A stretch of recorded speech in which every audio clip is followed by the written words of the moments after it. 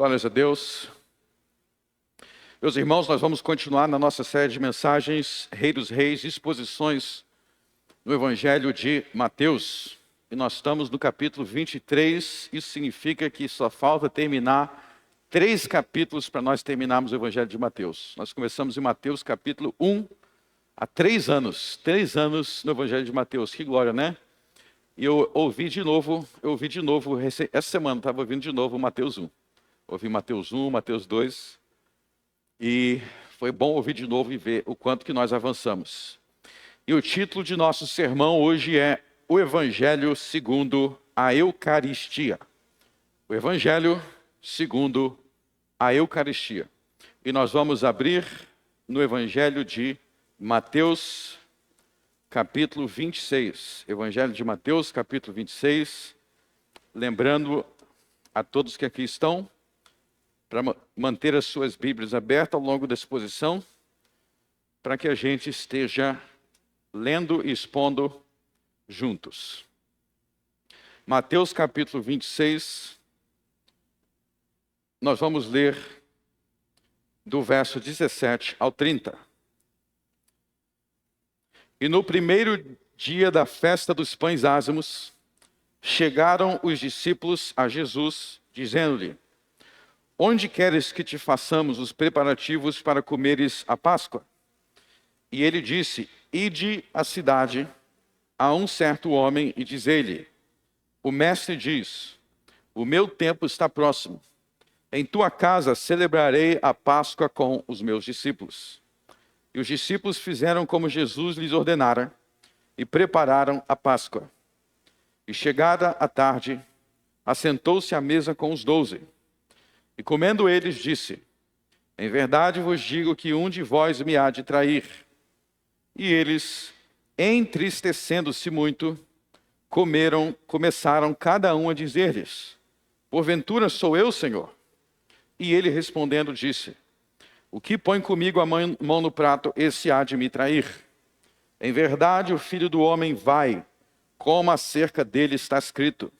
Mas ai daquele homem por quem o Filho do Homem é traído. Bom seria para esse homem se não houvesse nascido. E respondendo Judas, o que o traía, disse: porventura, sou eu, Rabi? Ele disse: tu o disseste. E quando comiam, Jesus tomou o pão e, abençoando, o partiu e deu aos discípulos e disse: tomai e comei, isto é meu corpo. E tomando o cálice e dando graças, deu-lhe dizendo: bebei dele todos, porque isto é o meu sangue, o sangue do Novo Testamento, que é derramado por muitos, para a remissão dos pecados. E digo-vos que desde agora não beberei deste fruto da vide, até aquele dia em que o beba novo convosco no reino de meu Pai. E tendo cantado o hino, saíram para o Monte das Oliveiras. Amém. Muito bem, meus irmãos, o texto que nós lemos hoje é o mesmo que nós lemos na semana passada, mas hoje nós vamos enfatizar alguns outros pontos diferentes. Mas recapitulando primeiro o que nós já vimos nos sermões até a semana passada. Nós vimos, meus irmãos, que no sermão profético do capítulo 24 e do capítulo 25, o Senhor Jesus, ele profetizou a destruição do templo de Jerusalém. Ou seja, Jesus profetizou o fim do culto mosaico levítico. Então vocês lembram que desde Moisés, a partir de Moisés, o Senhor Deus, ele instituiu uma forma de adoração. Ele instituiu uma forma de culto que era administrado, como nós lemos lá na Epístola aos Hebreus, era administrado pelos sacerdotes levitas da descendência de Arão. E esse culto administrado no santuário, primeiro no tabernáculo móvel do deserto, depois nos templos que foram construídos em Jerusalém, aquela era a maneira agradável e correta de adorar a Deus desde Moisés. E eles adoravam a Deus por meio de sacrifícios que não poderiam ser oferecidos em qualquer lugar, mas somente no santuário. E não por qualquer pessoa, mas somente pelos descendentes de Arão. Mas nós vimos em Mateus 24 que o Senhor Jesus, ele profetizou, como ele já havia avisado para a mulher samaritana, que o culto do templo de Jerusalém chegaria ao fim. Ele disse, não ficará pedra sobre pedra. E nisso, por meio de muitos sinais e prodígios, por meio de sinais miraculosos no céu, o Senhor deu fim ao antigo culto mosaico, a antiga forma de adorar. E isso criou um ponto de interrogação, porque essa antiga forma de adorar a Deus por meio de sacrifício de animais, por meio dos sacerdotes levitas, no templo de Jerusalém, chegaria ao fim, o que ficaria no lugar? De que maneira agora os filhos de Deus adorariam ao Pai, se não era mais daquele modo antigo? E nós vimos aqui em Mateus 26 que o Senhor Jesus instituiu o novo culto. Então, a partir de Mateus 26 e também nos capítulos seguintes, nós vemos que existe um novo culto, o culto da nova aliança, que não é segundo o sacerdócio levítico, mas é segundo o sacerdócio de Cristo, segundo a ordem de Melquisedeque. E esse sacerdócio de Cristo não é no templo na terra, mas é no céu. Cristo é nosso sacerdote no céu. Cristo está no templo celestial. E o seu sacrifício que ele oferece nos capítulos 27, no capítulo 27, Jesus oferece a si mesmo como sacrifício. E é por isso que o nosso culto é um culto sacrificial. Nós não adoramos a Deus por nós mesmos. Nós adoramos a Deus pelo sacrifício de Cristo, não o sacrifício que está sendo oferecido agora, mas o sacrifício único, suficiente e perfeito que Cristo ofereceu há 2000 anos atrás. Essa é a razão de nós estarmos aqui adorando. E para celebrar e comemorar esse sacrifício, como nós lemos aqui no texto que acabamos de ver, Cristo instituiu o culto da nova aliança em torno de uma mesa. A mesa do Senhor, no qual nós somos alimentados por Cristo com pão e com vinho. E nós vimos que a razão disso é que Cristo não é um sacerdote da tribo de Levi para oferecer os sacrifícios que foram ordenados por Moisés.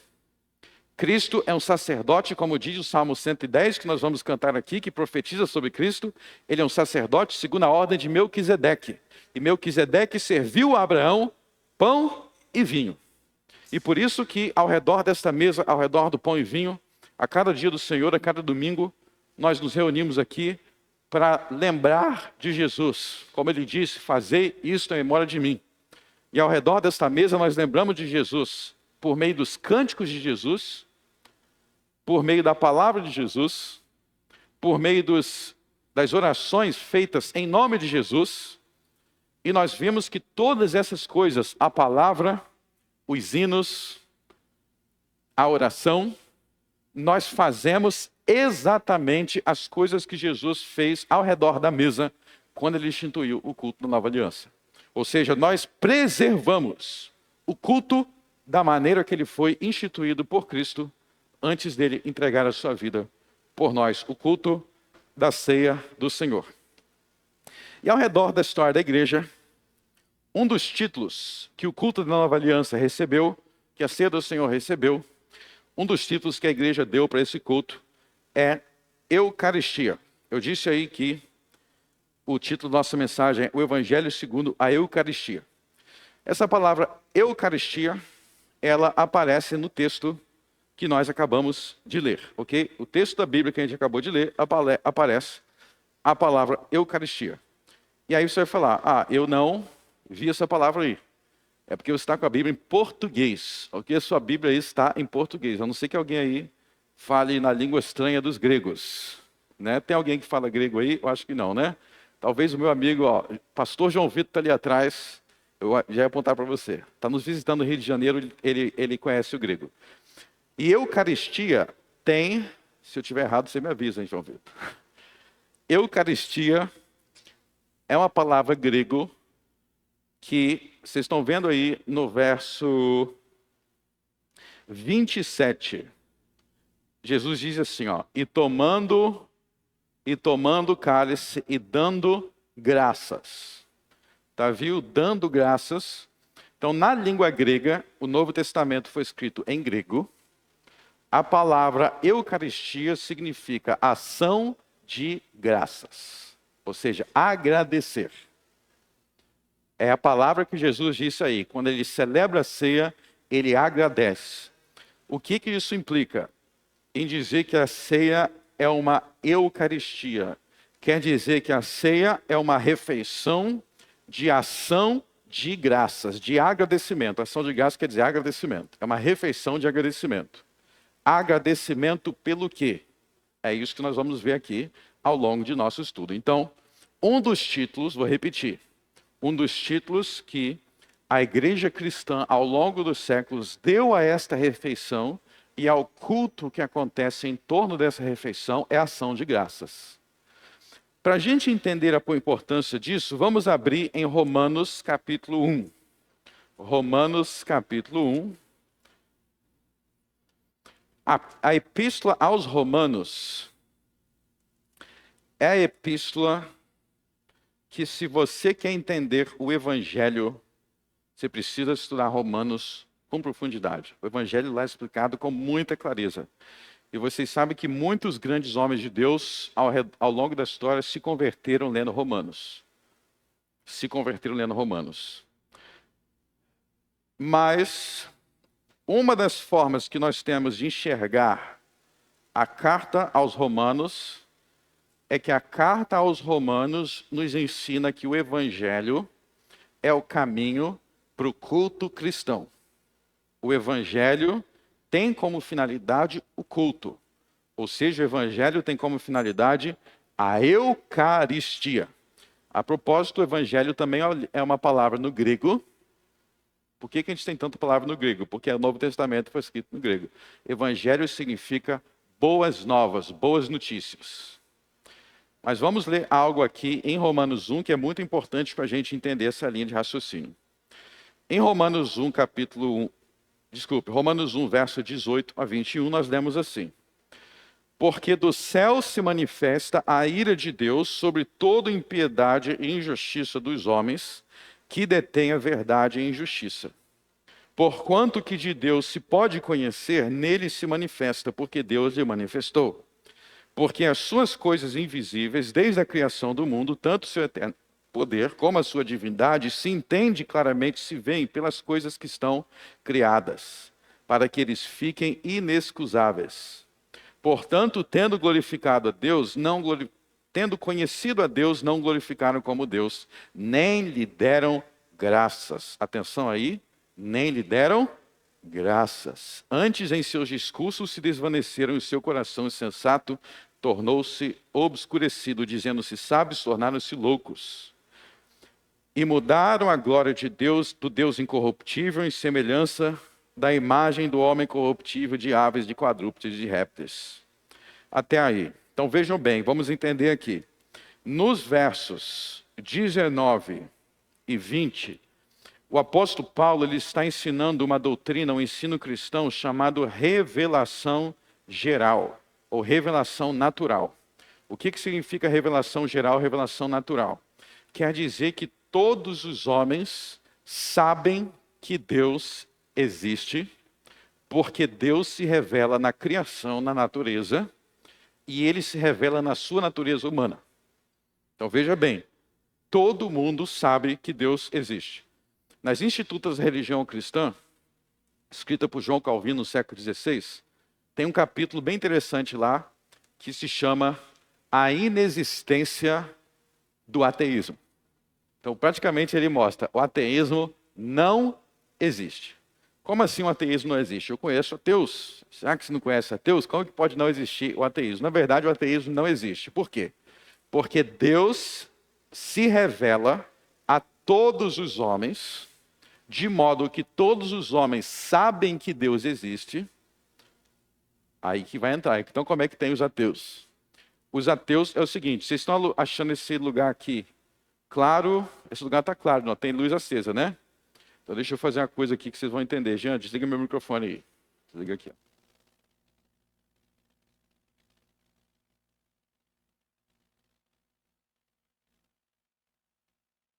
vai funcionar, tem que ligar. Alguém liga a luz. Raul, liga a luz para mim. Aí o Raul vai falar assim, já está ligado. Não, não está ligado não, porque não estou enxergando a luz. Não está ligado porque não estou enxergando a luz. Bom, não estou enxergando a luz porque eu estou fechando meu olho.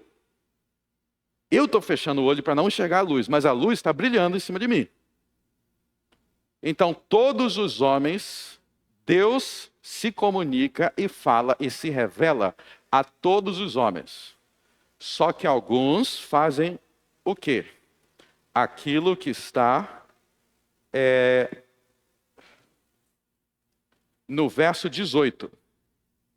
No final do verso 18, ele diz assim, ó, que detém a verdade em injustiça. Então, os homens, todo mundo que existe, se você é ser humano, você tem Deus se revelando para você. Só que o ser humano, ele detém a verdade. Ele fica fazendo assim para não enxergar, para não enxergar. Não quero saber que Deus existe, não quero saber que Deus existe. Todo dia Deus manda sol, chuva, te dá comida, te abençoa. Mesmo se você não reconhece Ele, Ele continua a fazer coisas por você e se revelar para você. Só que às vezes a gente quer fazer de conta que a realidade não existe. É igual tapando o olho e pedindo o Raul para ligar a luz. Aí o Raul vai falar, gente, a luz está ligada, é só você tirar a mão do teu olho que você vai ver a luz. Então vocês perceberam que o problema não é com a luz. O problema é que sou eu que não quero enxergar a luz. Por que eu não quero enxergar a luz? Porque se eu enxergar a luz, eu vou ter que agir de maneira coerente. Então vou dar outro exemplo aqui dentro disso. Vamos dizer que eu não quero fazer esse culto, tá? Vamos dizer, eu não quero fazer o culto, eu quero ir para casa agora, eu não quero ficar aqui com vocês. Aí eu vou dizer, gente, não tem luz, né? Nós vamos ter que ir embora porque acabou a luz. Você vai falar, ali está aí a luz. Não, eu vou ter que ir embora, acabou a luz. Eu não quero ficar aqui. A mesma coisa das pessoas que dizem Deus não existem. Por que elas não querem? Não é que elas não têm Deus se revelando a elas. Elas não querem que Deus exista, porque aí elas terão que agir em conformidade com a existência de Deus. Então não é falta de provas. Não existe ateísmo real. Todo mundo sabe que Deus existe. É igual assim, como é que você sabe que você existe? Como é que você sabe que você existe? É natural. É automático, é inerente. Não existe algo logicamente anterior. Bom, todo mundo sabe que Deus existe, por isso que diz no verso 20. Porque as suas coisas invisíveis, desde a criação do mundo, tanto o seu eterno poder como a sua divindade, se entendem e claramente se veem pelas coisas que estão criadas. Então você olha para o sol, você olha para a lua, você olha para o corpo humano, você pensa na lógica, na racionalidade, e essas coisas evidenciam e revelam que Deus existe. É isso que Paulo está dizendo. As coisas criadas revelam o Deus invisível, o Criador. A própria moral, né? Para pensar assim, ó. Todo mundo sabe que existe certo e errado. Todo mundo sabe que tem certo e errado. Então você não pensa assim, ó, gente, quem quiser me matar, não tem problema, porque não existe certo e errado, tá? Quem quiser me roubar, se você quiser me enganar, não tem problema, não existe, ninguém pensa assim. Todo mundo sabe que existe algumas coisas que são certas, tem coisas que são erradas. Ninguém fala assim, me engane, me mate, me roube. Então você está pressupondo que roubar é cometer homicídio e mentir é pecado. Isso é uma evidencia Deus. Porque se existe uma lei, existe um legislador. Se existe uma lei, existe um legislador. Se existe a criatura, existe o Criador. Então todo mundo... Então como essas coisas se entendem, claramente se veem pelas coisas que estão criadas, para que eles fiquem... Vamos falar todo mundo junto? Para que eles fiquem o quê? Inexcusáveis. O que é inexcusável? Sem desculpa. Ninguém tem desculpa para dizer, eu não sabia que Deus existia.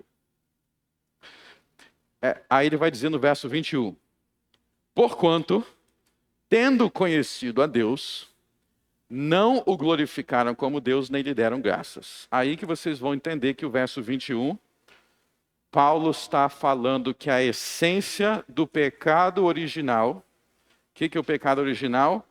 É o pecado dos nossos primeiros pais que dá origem a todas as coisas. A essência do pecado original é a ingratidão. É não glorificar a Deus, é não adorar a Deus e não lhe dar graças. O que é não dar graças? Não agradecer.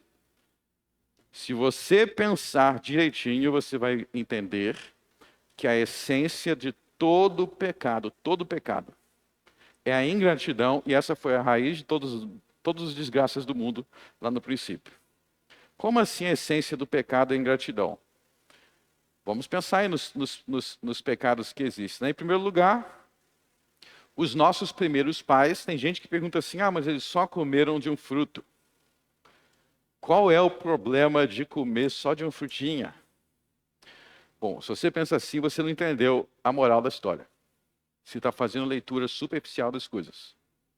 Porque o problema é o seguinte, imagina que você me convida para sua casa e você fala assim, dorme aonde você quiser, eu fiz esse banquete aqui para você, você vai comer o churrasco que você quiser, come o que você quiser. Se você quiser tomar banho, faz o que você quiser aqui na minha casa. Como dizem, a casa é sua. Abre a geladeira, né? Agora só tem uma coisinha. Você me convidou nessa casa e você falou o seguinte. Aí a Fabiola fala assim, Frank, só tem uma coisinha. Eu fiz esse pudim aqui pro meu marido, Raul, que ele vai chegar em casa e ele vai comer, tá? Mas o resto você pode comer tudo. Você pode comer tudo. Você faz o que você quiser aqui, abre a geladeira, Frank, faz o que você quiser. Aí eu vou lá e como o pudim. A única coisa que ela pediu, eu tenho que ir lá e fazer. Então foi isso que Adão fez. Vocês entenderam que eu estou sendo ingrato? O que é o ingrato? Você pode dar tudo para o ingrato. Você pode fazer tudo para ele. Se tiver uma coisinha, o ingrato vai falar que não está bom. Ele vai arrumar algum defeito para reclamar. É assim que é o ingrato, é assim que é os nossos primeiros pais.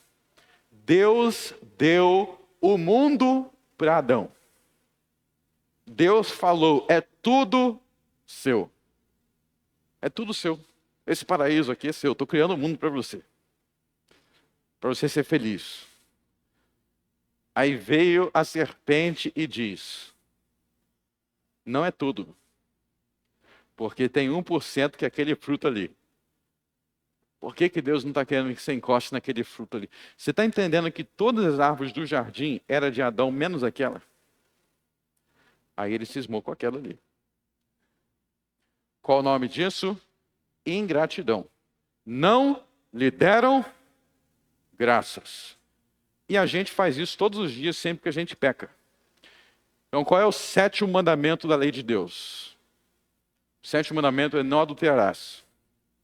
O que é o adultério? Ingratidão. Você não é grato por aquele cônjuge que Deus te deu.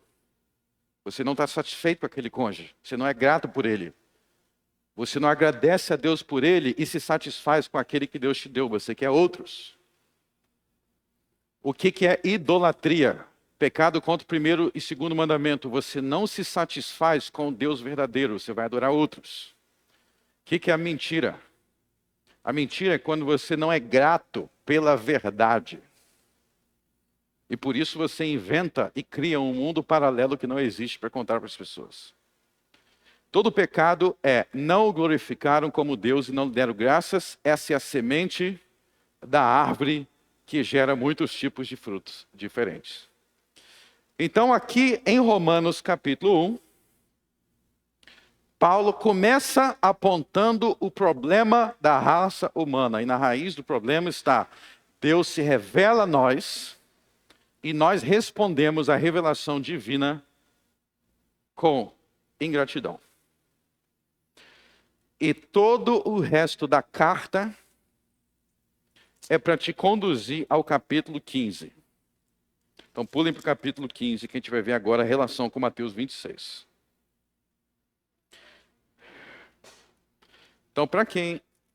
Então, Romanos capítulo 15 é o fim do argumento e do ensino da carta aos Romanos. Porque Romanos 16, na verdade, é só Paulo mandando abraço. Tá? Romanos 16 é só mandando um abraço. Ó. Manda abraço para fulano, manda beijo para ciclano. O ensinamento de Romanos termina no 15. E como que Paulo termina um dos últimos ensinamentos que ele traz em Romanos 15, está diretamente ligado ao problema que ele apontou em Romanos 1. Vamos ler a partir do verso 6. Para que concordes a uma boca glorifiqueis ao Deus e Pai de nosso Senhor Jesus Cristo. Portanto, recebei-vos uns aos outros, como também Cristo nos recebeu para a glória de Deus. Digo, pois, que Jesus Cristo foi ministro da circuncisão por causa da verdade de Deus, para confirmar as promessas feitas aos pais, e para que os gentios glorifiquem a Deus, pela sua misericórdia, como está escrito, eu te louvarei entre os gentios e cantarei o teu nome. E outra vez alegrai-vos gentios com o seu povo. E outra vez louvai ao Senhor todos os gentios, celebrai todos os povos. E outra vez, diz Isaías, uma raiz de Jessé haverá, e naqueles que se levantar para reger os gentios esperarão. Então veja que nesse trecho aí, Paulo está mostrando que o fim, a finalidade da nossa salvação, que ele já explicou ao redor de toda a carta, Romanos 3, 4, justificação, depois ele vai falar de santificação, adoção, todas essas bênçãos salvíficas, elas têm como finalidade tirar a gente lá do capítulo 1, não o glorificaram, não deram-lhe graças, para o capítulo 15, onde nós nos transformamos em adoradores de Deus. Nós nos transformamos em adoradores de Deus. O fim da salvação é a adoração. A carta aos Romanos deixa isso muito claro.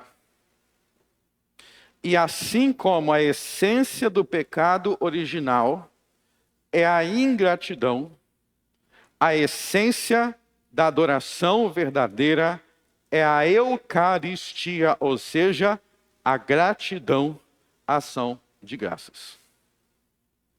No pecado, nós nos tornamos ingratos. Na mesa do Senhor, nós aprendemos a dar graças. Nós aprendemos a louvar ao Senhor, como está escrito aqui em Romanos 15, dando-lhe graças. Vamos voltar, então, para Mateus 26.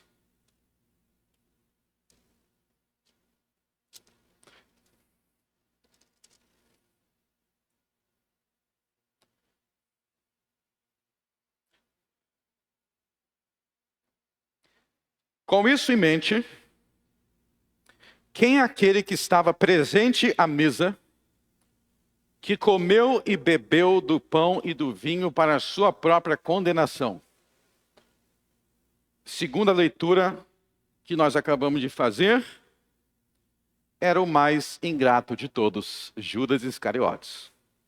Perceba que a condenação de Judas é exatamente porque ele participa da mesa externamente, ele come do pão e do vinho externamente, mas ele não tem gratidão no coração e é por isso que ele vem de Jesus.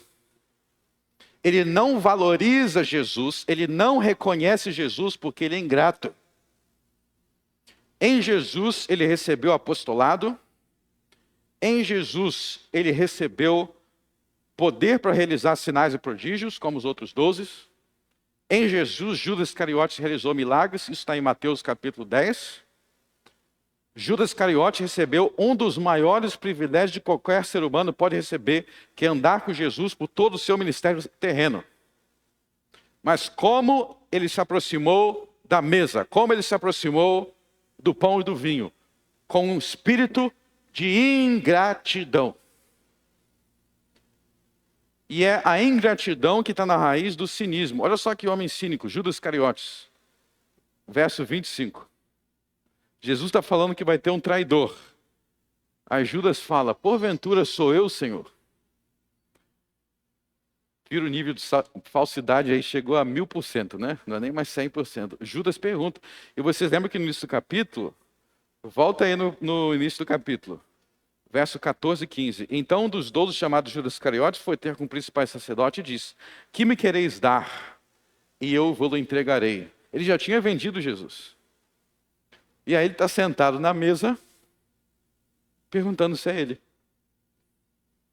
Cínico, falso. Mas qual a raiz desse cinismo, dessa falsidade? A ingratidão do coração. Ele não entendeu o privilégio, não foi grato pelo privilégio de passar 3 anos com Jesus. E por isso ele amou mais o dinheiro. Então veja, meus irmãos, que aqui a ingratidão é a raiz de todos os pecados. De todos os pecados. E por isso, a mesa do Senhor é a cura.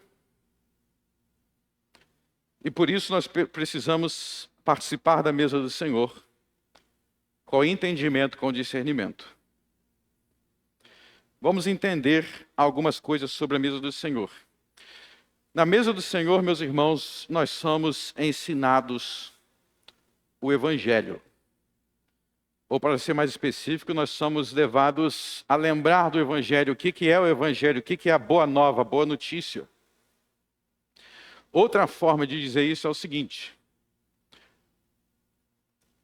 Todo o correto entendimento do Evangelho está incluído no correto entendimento da participação da mesa do Senhor. E toda deturpação do Evangelho vai incluir uma deturpação do significado da mesa do Senhor. Vamos refletir sobre isso à luz das doutrinas do Evangelho. Em primeiro lugar, verso 26. Jesus tomou o pão e depois ele vai dizer, isto é o meu corpo. E depois no verso 27, tomando o cálice. Cálice aí, ele vai dizer no verso 28, isto é o meu sangue. Então, o pão é o corpo, o vinho é o sangue.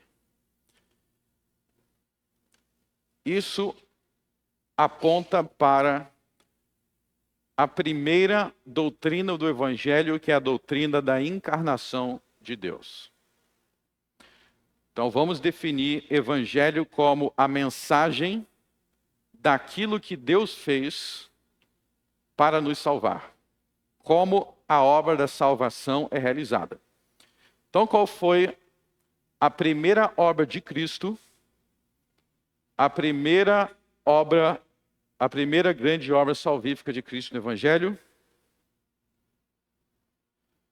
Como diz o credo, por nós e por nossa salvação, desceu dos céus, foi feito carne pelo Espírito Santo da Virgem Maria. Então essa é a encarnação de Cristo. Então veja que a ceia do Senhor aponta para a encarnação de Cristo, porque o pão é o corpo e o vinho é o sangue. A encarnação de Cristo. Mas não é somente isso. Porque Cristo se fez carne para viver como homem, mas não somente isso. Cristo se fez carne para sofrer e para morrer por nós. Então, esse é o próximo artigo do Evangelho. Como diz o credo, foi crucificado por nós sob o poder de Pôncio Pilatos, padeceu, foi sepultado. Então, o sofrimento e a morte de Cristo, se vocês olharem em Mateus 26, está presente no seguinte. E quando comiam, Jesus tomou o pão e abençoando, o partiu. Está vendo que Jesus partiu o pão?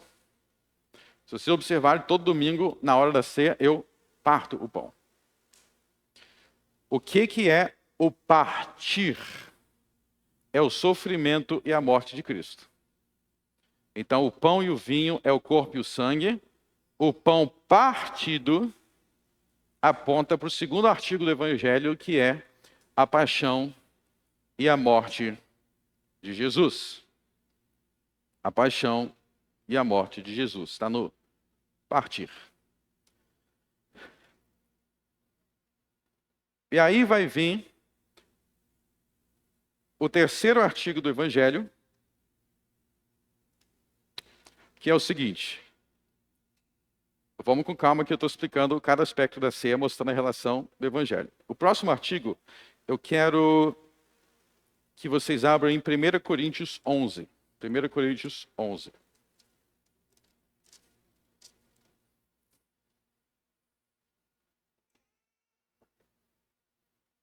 Primeira Coríntios 11, a partir do verso 17, Paulo vai ensinar aos coríntios sobre a correta celebração da ceia do Senhor. Deixa eu contextualizar algumas coisas sobre 1 Coríntios para que isso faça mais sentido.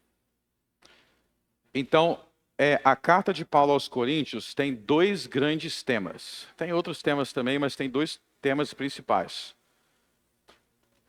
A carta aos Coríntios segue de perto a história de Israel no deserto com relação a Balaque e Balaão. Então, isso também chega a ser mencionado em Apocalipse 2. Então, Balaque e Balaão, eles atacaram Israel de duas formas, quando Israel estava no deserto.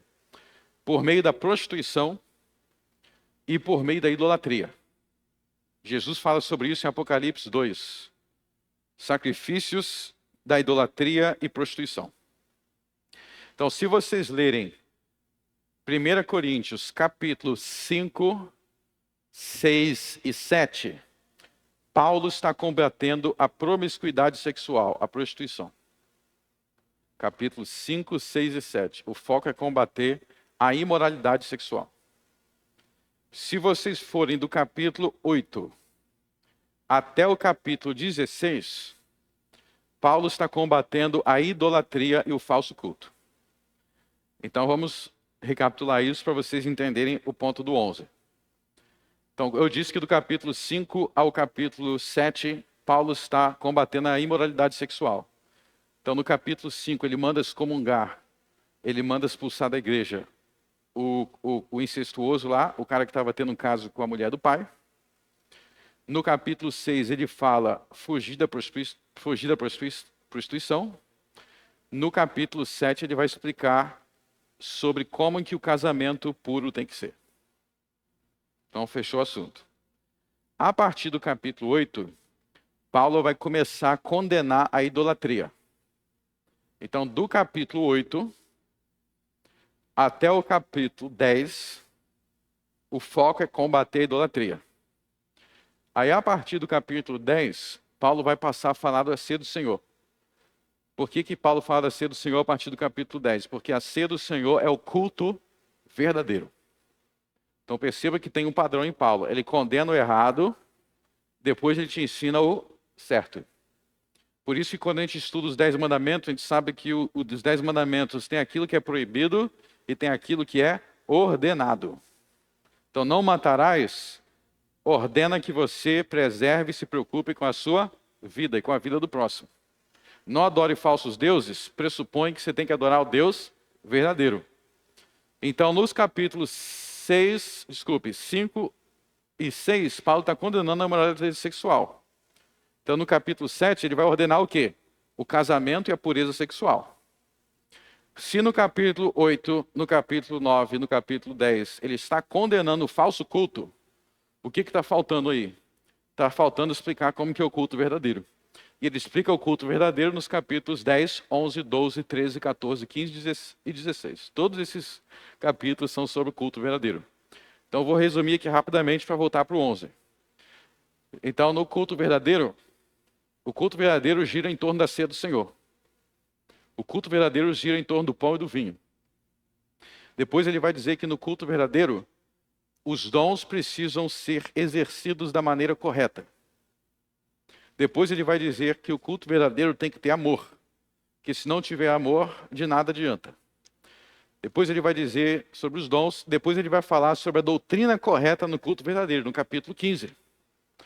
No capítulo 15 ele vai dizer que no culto verdadeiro tem que ter a doutrina correta, que é o que os apóstolos ensinaram. E que quem ensinar heresia fora da doutrina dos apóstolos está ensinando heresia. E ele termina no capítulo 16 falando sobre as contribuições e sobre as ofertas. E tudo isso acontecia no primeiro dia da semana. Então, dentro dessa discussão sobre o culto verdadeiro que começa no capítulo 8 e termina no capítulo 16, ele vai falar que o modo correto de celebrar a ceia do Senhor é da maneira que ele e os 12 apóstolos ensinavam.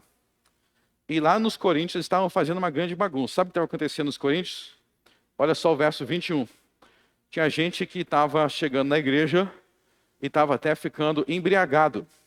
Tá? Você imagina que a gente chega aqui na igreja, a ceia do Senhor é o seguinte, cada um pega um garrafão de vinho aí e começa a tomar, e daqui a pouco está todo mundo bêbado, você vai falar, peraí, isso aí não é ceia do Senhor.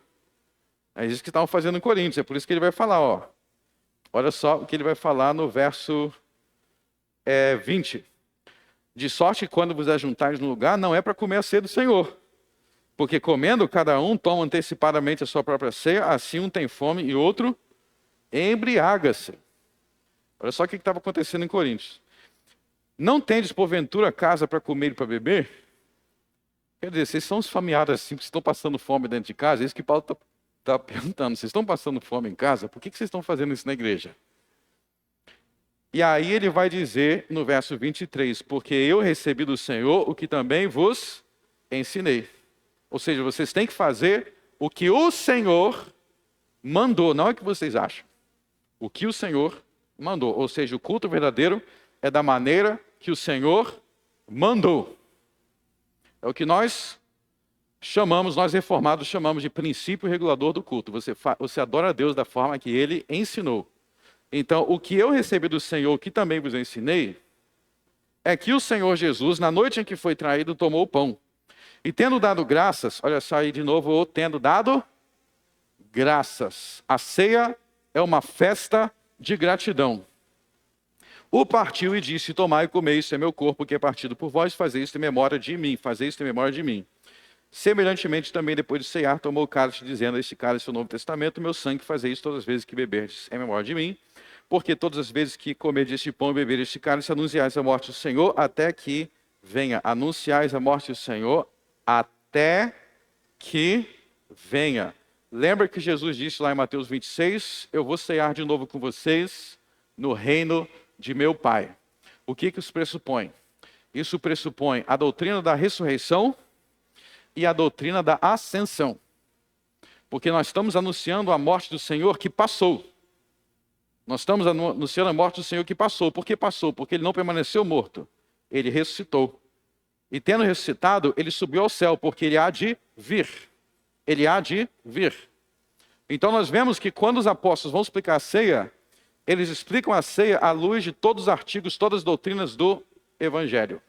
Nós cremos no Senhor que se fez carne, nós cremos no Senhor que sofreu, morreu por nós, nós cremos no Senhor que ressuscitou, e que há de vir com glória para julgar os vivos e os mortos. Quem não crê nessas verdades, não pode adorar o Senhor de maneira digna. Não pode participar da mesa do Senhor de maneira digna. Quem não crê nessas verdades, não crê no Evangelho. Agora, deixa eu explicar para vocês, eu falei aqui para vocês que o entendimento correto da Eucaristia é necessário para entender a verdade do Evangelho. Agora, deixa eu te explicar algumas maneiras que essas verdades do Evangelho são entendidas erroneamente por grande parte da população brasileira. Vamos entender. Volte lá em Mateus 26, pode voltar? Eu vou fazer algumas aplicações aqui das maneiras que este Evangelho, o Evangelho da ceia do Senhor, ele é mal entendido por grandes partes dos brasileiros pela deturpação da ceia do Senhor, da Eucaristia. Então vamos lá.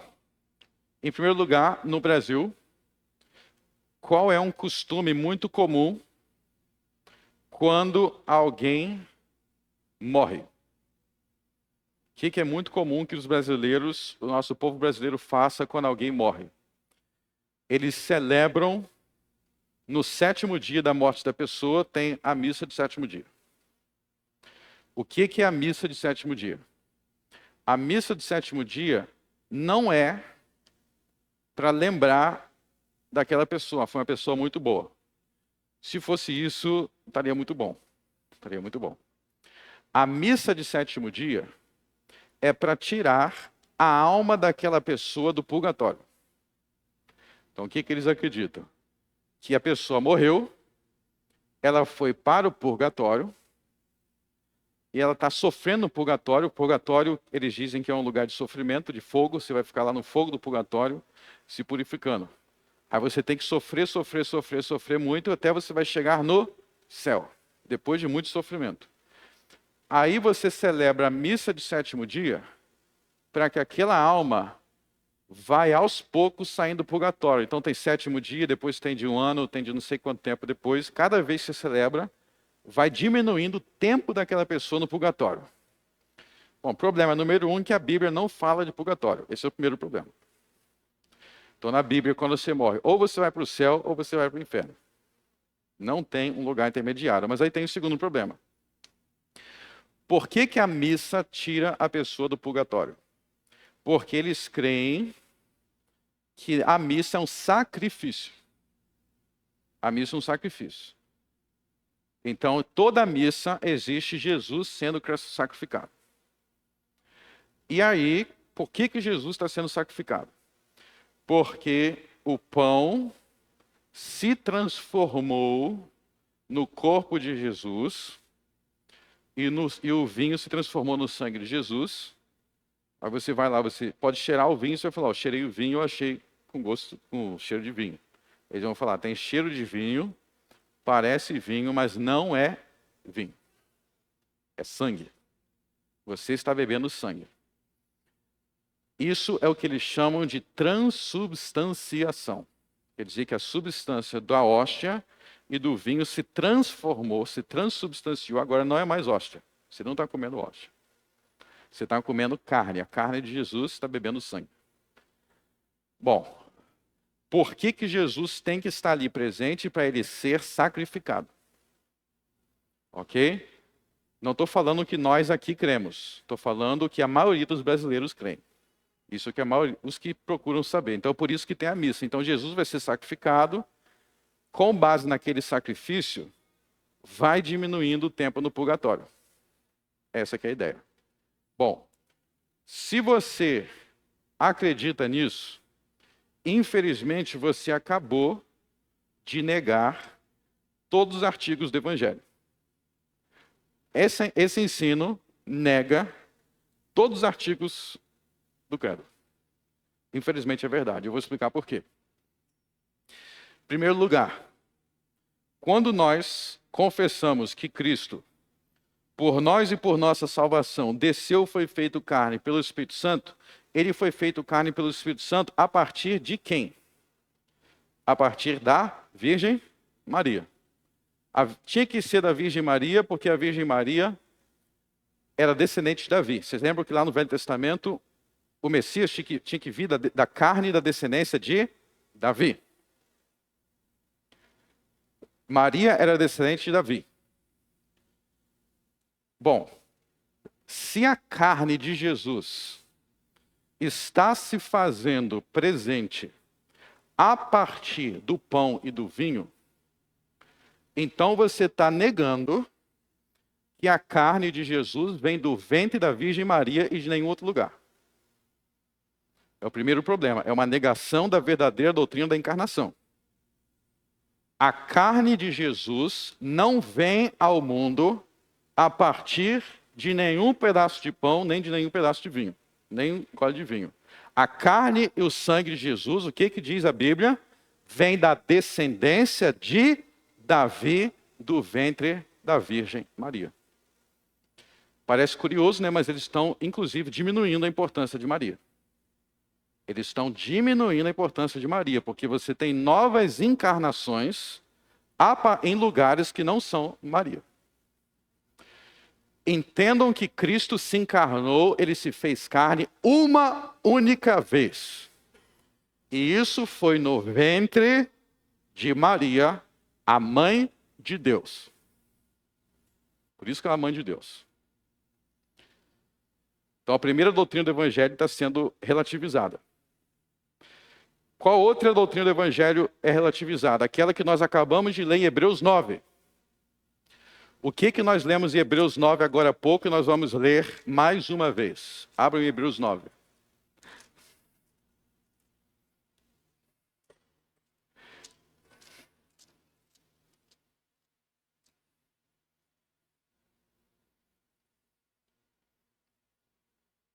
Hebreus capítulo 9. Olha só que importantíssimo. Qual é a diferença em Hebreus 9 entre o sacrifício de Cristo do Novo Testamento e os sacrifícios de animais do Velho Testamento? Vamos ler o que ele diz no verso 25. Vamos ler o verso 24. Porque Cristo não entrou no santuário feito por mãos, figura do verdadeiro, porém no mesmo céu. Ou seja, o templo em que Cristo exerce o seu sacerdócio não é um templo na terra. Eu já não sei por que construíram o templo de Salomão lá em São Paulo. Não sei. Mas o templo de Cristo não é um templo na terra. Essa igreja não é um templo. Isso não é um templo. Templo é o lugar que oferecia sacrifício na velha aliança. Cristo não exerce o seu sacerdócio em um templo na terra. Ele exerce o seu sacerdócio no céu. Então essa é a primeira diferença. O templo é o céu. Segunda diferença, verso 25. Nem também para si mesmo se oferecer muitas vezes como sumo sacerdote cada ano entra no santuário com sangue alheio. O sacrifício de Jesus está dizendo, não é muitas vezes. O sacrifício de Jesus não é muitas vezes. O que era muitas vezes eram os sacrifícios de animais. Jesus não tem muitos sacrifícios. O que diz no verso 26? De outra maneira, necessário lhe for aparecer muitas vezes desde a fundação do mundo, mas agora, na consumação dos séculos, uma vez se manifestou para aniquilar o pecado pelo sacrifício de si mesmo. Por que o sacrifício de Cristo é único? Como diz também o verso 28, assim também Cristo oferecendo-se uma vez. O sacrifício de Cristo é único porque ele é perfeito e suficiente. Os sacrifícios de animais eram repetidos porque eles não eram suficientes. Vamos dizer isso de outra forma. Jesus morreu uma única vez por você e essa morte tem um valor tão grande que ela é suficiente para você eternamente viver e nunca mais voltar a morrer. Eu não preciso de muitos sacrifícios. Eu preciso de um só sacrifício que foi oferecido na cruz.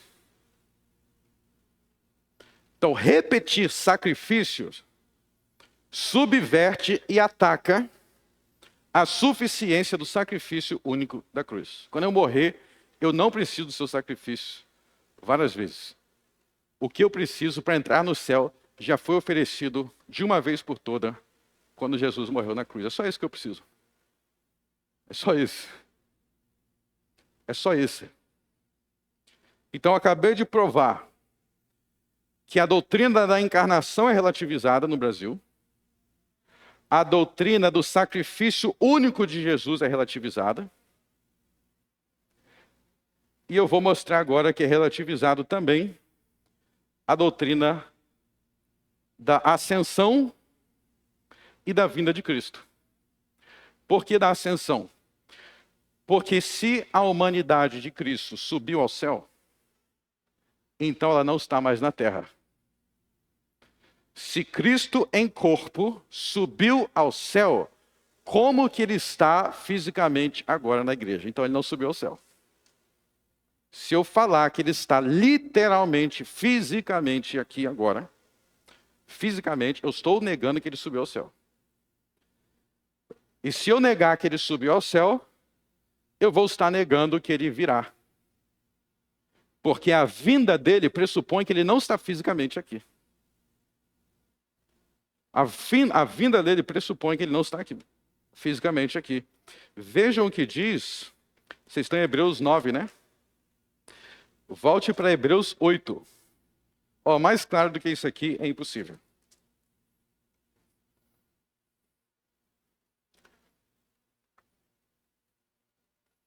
Olha o que ele diz sobre Jesus no verso 4.